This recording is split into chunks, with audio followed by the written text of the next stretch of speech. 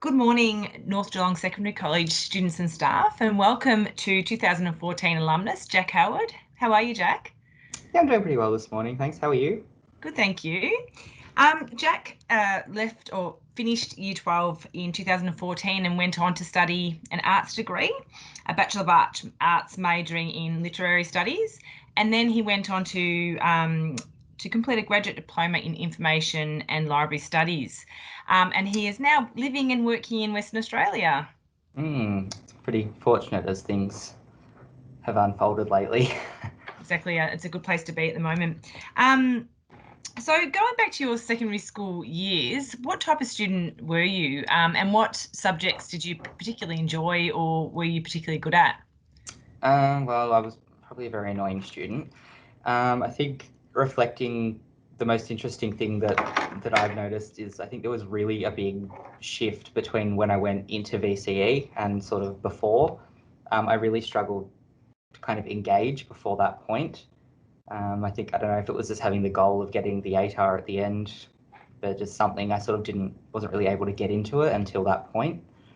Yeah, I definitely had the imposter syndrome of feeling like I was going to fail every assignment, no matter what. But, didn't, so that was nice. As far as my favourite subjects, I really liked studying biology. It had absolutely nothing to do with where I went after high school. It just, I enjoyed it. Apart from that, I really enjoyed sort of English-based subjects like the literature and humanities subjects. That makes sense with the pathway Yeah. that you've taken. And again, thinking back to your secondary school years, can you think back to a really proud moment or perhaps a missed opportunity during your time at North Geelong?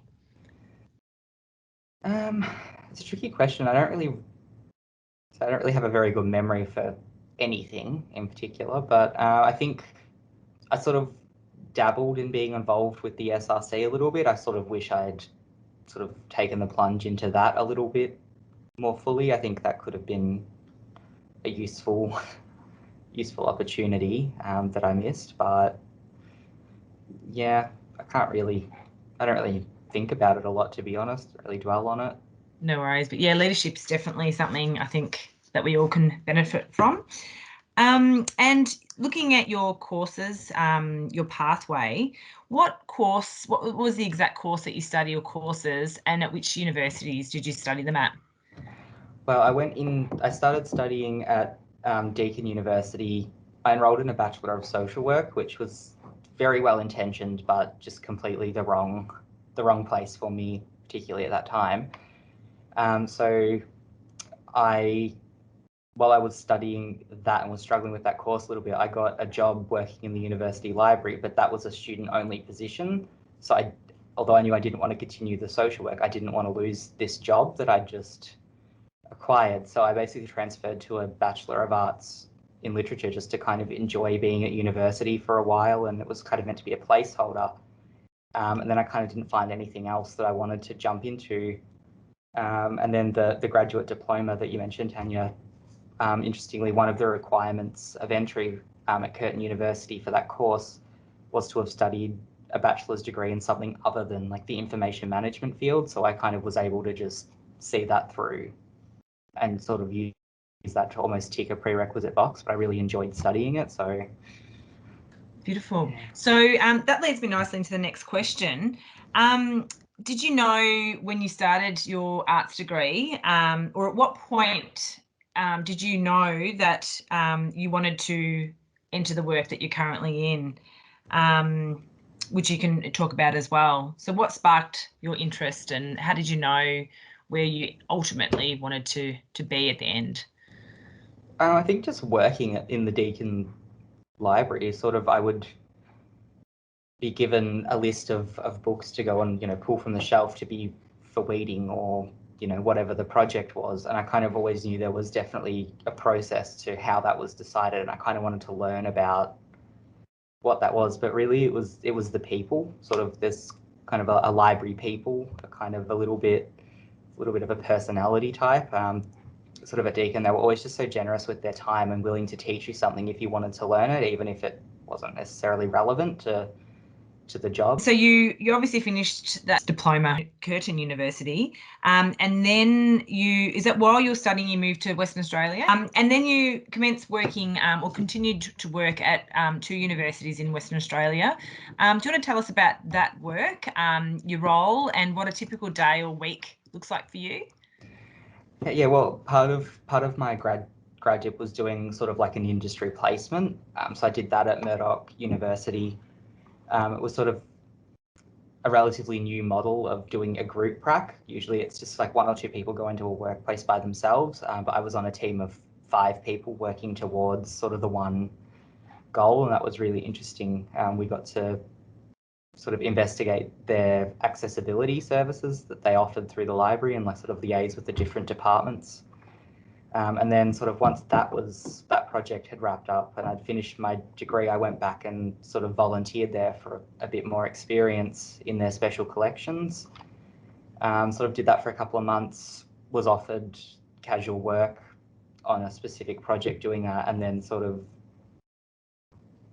not long after I started that, got this position that I'm currently in at the University of Notre Dame.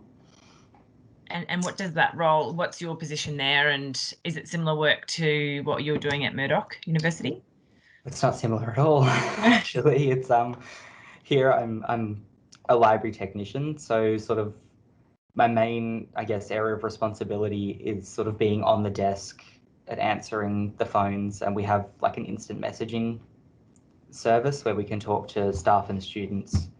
So I sort of do that, and then when I'm not on the desk, I'm on the document delivery team. So sort of getting the document delivery and interlibrary loans happening. And then I also, if I have any time after that, do some work in the research repository, sort of uploading student theses and things like that. Oh, nice. So it's quite diverse, your work there, which is great. So looking at your skill set, and no doubt you've acquired a good skill set with your, university degrees and work in universities. What have you found to be most useful? Obviously a transferable skill set is so important, given that so many people these days, young people in particular, have numerous jobs across a lifespan. What skills have been most important to you and your profession? I think you sent me that list of the top 10 skills and how that's changed. I think the one that jumps out the most for me, for sort of particularly this role I'm in currently, is the service orientation skill set. I think that's a really important thing for libraries. It's something that we struggle with a lot, kind of just as an industry, sort of, I guess, trying to prove our relevance. And really, I think the power of libraries are that they can be really a site for added value. You can kind of get something through the libraries that you can't really get through Amazon or wherever you want to buy books for $5 and have them delivered to your door. It's sort of, a lot of people think engaging with the libraries, I think particularly public, it's a bit different in academic settings, but it's still very much that trying to I guess prove why we're here. I think it's a bit of an organizational issue as well, because libraries kind of never just exist. They always sit within another organization. So then it's sort of, we have our professional sort of ethics and what we're trying to achieve there. But we always have to sort of balance that against the needs of the organization. And then it's sort of like a trade-off relationship of getting resources, and it can all get a bit complicated. But I think it's really about, for me, bringing it back to what are we actually trying to do? What services are we trying to provide for people, and how can we improve them? Fantastic. And when I was at uni, back in the early 2000s, university library was a place to be. Like, it was, I'd go there daily to do work or research or whatever it may be. Is that happening now?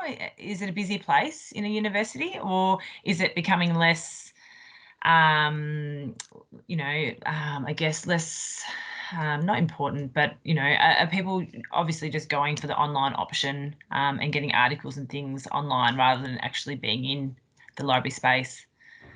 I'm sure some people are. I think there is a lot of added flexibility with with so much of it being online. Notre Dame's sort of an interesting, I guess, case study.